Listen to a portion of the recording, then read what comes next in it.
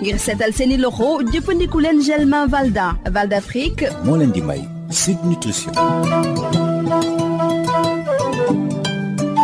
asalaamaaleykum mbokk déglukat yi docteur Bintou Cheikh Seck maa ngi lay nuyu. maa ngi lay fay Rosalie. tey dañuy waxtaanee lu ñu tuddee pesticide chimique di ay xeetu tooke ak nu ñuy def ba moytu di ko boole ci suñu lekk laata loolu xamal ñu ba pare pesticide chimique mooy lan. waaw xam nga béykat yi li ëpp ci béykat yi dañuy jëfandikoo ay produits chimiques yoo xamante ne produits chimiques de synthèse la yu ñuy wax pesticide chimique yoo xam ne dañ koy jëfandikoo pour daal dindi ci seen mbay yenn espèces yi nga xamante ne bëgguñu ko am na ñetti classe u pesticide chimique yoo xamante ne mën nañ ko ràññee benn bi mooy yi ñuy wax herbicide boobu mooy yi nga xamante ne pesticide yi nga xam ne dañuy rey ñax bu bon bi am na insecticide yi nga xamante ne dafay rey fel yaak ak insectes yi nga xamante ne bëgguñu ñu attaquer jiwu bi wala garab bi et puis li ñuy wax fongicide moom dafay rey ay champignons waaye pesticide yooyu nag dafay tegu ci kaw garab gi mais aussi dafay dugg ci biir garab bi te day dugg ba ci biir donc ñam yi ñuy lekk ñun te comme ñam yu mel ni fruits ak légumes yi. lan moo tax ñu war a moytu di consommer lu bëree bëri pesticides yooyu. alors pesticides yooyu bu baree ci suñu lekkin baaxul ci suñu wér-gu-yaram ndaxte dina yokk suñu risque cancer dina yokk aussi risque trouble neurologique yu mel ni ay maladie de Parkinson ak yooyu ñoom seen groupe yi nga xamante ni ñi nga xamante ne ñoom ñoo ci gën a ñoom lay gën a lor mooy jigéen yu ëmb yi ak xale yi.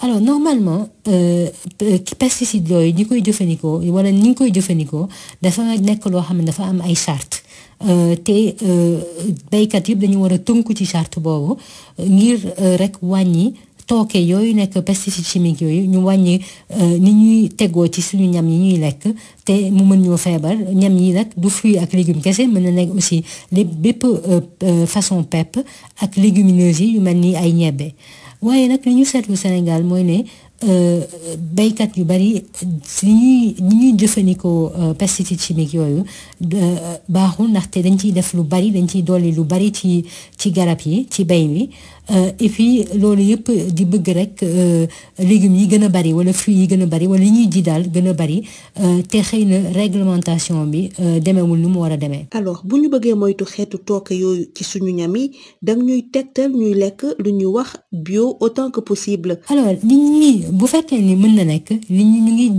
tegtal ni ñu jënd li ñuy wax produits issus de l'agriculture biologique maanaam li ñuy wax bio mooy ay ñam yoo xamante ne wala produits yoo xamante ne bañ leen di bay kenn defu ci ay pesticides chimiques wala liñ ci def aussi lu néew a néew la te yeneen façon la sax yu nuróowul ak yi ñuy utiliser ci bay bi ñu xam ni bay conventionnel bi waaye nag xam nañu ni aussi que produit bio yooyu en général dañuy cher te du ñëpp ko mën a jënd bu boobaa nag li may tegtal mooy ñu tànn fruits yi ak légumes yi nga xamante ne ñoom ñooy gën a bari les pesticides ñu jënd la version bio maanaam ñu xam nañu ni pomme tomate cerise concombre raisin kaani bu fort bi épinard pomme de terre ak poivron wala kaani salade yooyu mooy légumes yi nga xamante ne buñ leen béyee ak pesticide chimique ñoom ñooy gën a naan pesticide chimique bi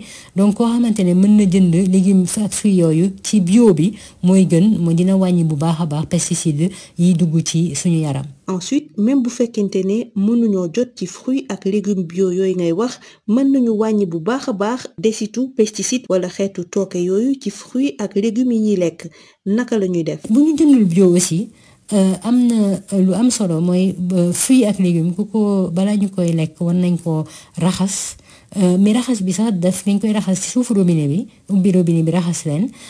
Et puis jël benn brosse boo xam ne sax am na brosse yoo xam ne c'est spécial pour fruits ak légumes brosse leen ba mu set te bu boobaa am na lu bari ci pesticides yi yuy wàcc yuy dem ensuite nag te ni tegtal bu am solo la légumes ak fruits boo xamante ne mën nañ ko xolli ko moo gën ndaxte lu bari ci pesticides yi ci deru légume bi wala deru fruit bi lay nekk lay gën a bari donc lu ñu mën a xolli rek li gën mooy ñu xolli ko. so tegtal bu mujj mooy aju ci nit ñi nga xam ne dañu am lu ñu tuddee la main verte mooy lan. waaw gis nga xam nga li ñuy wax main verte mooy maanaam koo xamante ne su jiwee dara loolu dafay gaaw a sax wala dafay sax bu baax waaye xam dafa jàpp naa ne ñëpp mën nañu ji seeni légumes ak seeni fruits bu dul lépp aussi mu nekk une partie bokk yenn fruits ak yenn légumes yi mën nañ ko ji suñu kër yi te duñ ci def benn pesticide chimique te jafewul noonu.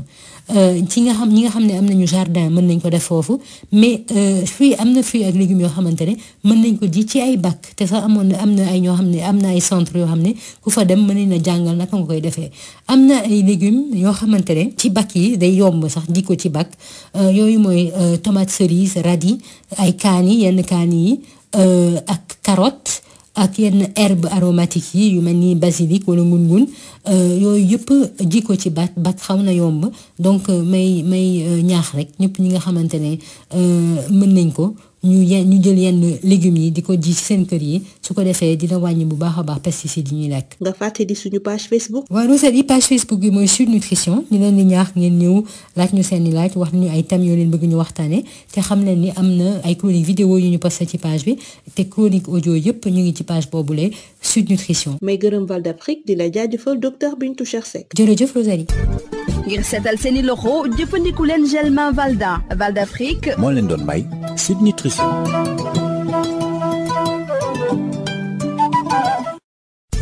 Le gel main Valda, efficace sur 99% des microbes. Val d'Afrique vous offre Sud Nutrition. Bonjour chers auditeurs, docteur Bintou Cheikh Seck, bonjour. Bonjour Rosalie. Docteur, aujourd'hui nous allons parler des pesticides chimiques et des pratiques pour en consommer le moins possible. Tout d'abord, expliquez-nous ce que sont les pesticides chimiques. Eh bien, en agriculture conventionnelle, on utilise ces produits chimiques de synthèse, que sont les pesticides chimiques, pour éliminer les espèces indésirables et protéger les plantes et leurs fruits. Grosso modo, il existe 3 classes de pesticides chimiques. Les herbicides, pour éliminer les mauvaises herbes, les insecticides pour éliminer les insectes, et puis les fongicides pour éliminer les champignons. Alors, il se trouve que ces pesticides vont non seulement se déposer sur la plante, mais également dans la plante et donc dans les aliments qu'on consomme, notamment les fruits et les légumes. Pourquoi doit-on œuvrer pour consommer le moins de pesticides possible? Eh bien, parce qu'il y a des risques inhérents à la surexposition aux pesticides chimiques, notamment les risques de cancer et de troubles neurologiques. Et les groupes les particulièrement à risque de ces troubles sont les femmes enceintes et les enfants. En principe, l'utilisation des pesticides par les agriculteurs doit être réglementée pour limiter le dépôt de résidus de pesticides sur les aliments que nous mangeons, tels que les fruits et les légumes, les céréales, les légumineuses, etc. Mais il se trouve qu'au Sénégal, il a été rapporté quand même qu'il y a une utilisation massive et abusive des pesticides pour augmenter la production. Alors, pour éviter cette surexposition aux pesticides chimiques, vous conseillez de manger bio autant que possible. Si possible, il est conseillé d'acheter des produits issus de l'agriculture biologique. On les appelle communément des aliments bio, qui sont donc cultivés sans pesticides chimiques du tout ou avec très peu de produits agrochimiques. Alors, on sait que les fruits et les légumes bio peuvent être quand même assez coûteux. Et donc, si ce n'est pas accessible, on peut au moins acheter en version bio les fruits et les légumes qui contiennent le plus de pesticides chimiques. Et ces fruits et ces légumes sont les pommes, les tomates cerises, les concombres, les raisins, les piments forts, les épinards, les pommes de terre et puis les poivrons. Ensuite, même si on n'a pas accès aux fruits et aux légumes bio, on peut réduire les résidus de pesticides sur ces fruits et légumes. En quoi faisant? Alors, c'est en faisant quoi? En lavant les fruits et les légumes sous le robinet et en les frottant avec une brosse. De cette manière, on se débarrasse d'une partie des pesticides. Ensuite, autant que faire se peut, on conseille de peler ou d'éplucher les fruits et les légumes parce qu'une bonne partie des résidus de pesticides chimiques sont concentrés dans la peau. Votre dernier conseil concerne peut-être les personnes qui ont la main verte qu'est-ce que c'est? Eh bien, main verte ou pas, Rosalie, on peut cultiver ses propres fruits et légumes chez soi, sans pesticides chimiques et relativement facilement. Ça peut se faire dans le jardin ou même dans des bacs s'il n'existe pas d'espace.